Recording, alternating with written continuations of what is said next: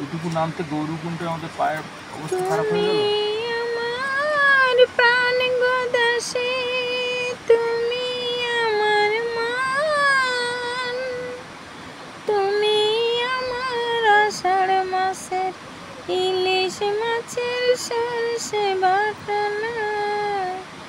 ওলো সুন্দরী, কার কথায় করেছ তুমি মন ভরে? তুমি আমার প্রাণ গোদাসী, তুমি আমার মা, তুমি আমার আষাঢ় মাসের ইলিশ মাছের সরষে বাটা।